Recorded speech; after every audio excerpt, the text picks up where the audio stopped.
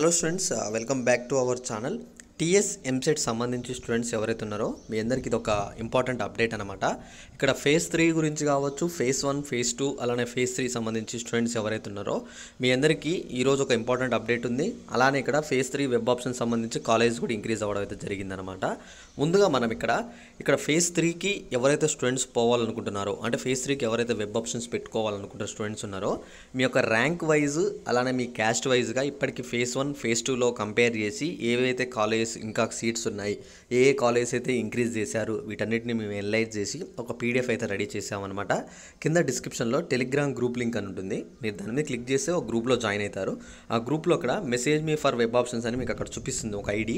ఆ ఐడికి డైరెక్ట్ మీ యొక్క క్యాస్ట్, మీ ర్యాంక్ కామెంట్ చేస్తే, అంటే అక్కడ మెసేజ్ చేస్తే మీకు నేను డైరెక్ట్గా మీకు ఇక ఏవైతే మనకి పీడిఎఫ్స్ ఉన్నాయో ఆ పీడిఎఫ్ సెండ్ చేస్తాను. మీరు అవే ఫేజ్ 3లో పెట్టుకుంటే మీకు టాప్ కాలేజీలో 100% వస్తుంది.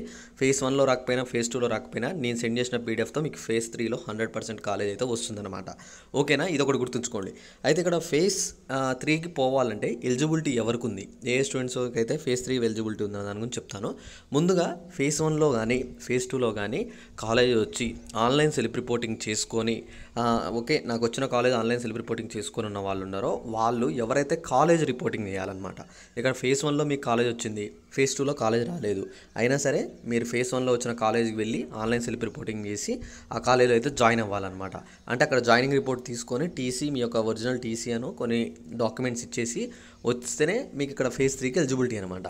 లేదనుకోండి ఫేజ్ 1లో రాలేదు, ఫేజ్ 2లో వచ్చింది, ఫేజ్ 2 వాళ్ళైనా సరే మనకి ఈ రోజు లాస్ట్ డేట్, ఆగస్టు మనకి 2వ తారీఖు లాస్ట్ డేట్ ఇచ్చింది గవర్నమెంట్. ఈ రోజులోపు మీరు వెళ్ళి సబ్మిట్ చేసి వచ్చిన వాళ్ళకే ఫేజ్ 3కి ఎలిజిబిలిటీ ఉందన్నమాట. ఓకేనా, మీరు వెళ్ళి సబ్మిట్ చేసి వచ్చిన వాళ్ళు ఫేజ్ 3 వెబ్ ఆప్షన్స్ అయితే పెట్టుకోవచ్చు. ఓకేనా, ఇక్కడ అయితే ఇంకొక అప్డేట్ ఏంటంటే కాలేజీలో వెళ్ళి ఈ టీసీ సబ్మిట్ చేసేటప్పుడు మీరు చెప్పండి ఫేజ్ 3లో మంచి కాలేజ్ కనుక నాకు వస్తే నేను అటు సైడ్ వెళ్ళే ఛాన్సెస్ ఉన్నాయి సార్ అని చెప్పేసి వాళ్ళకి చెప్పేసి మీరు అప్పుడైతే రాండి అనమాట.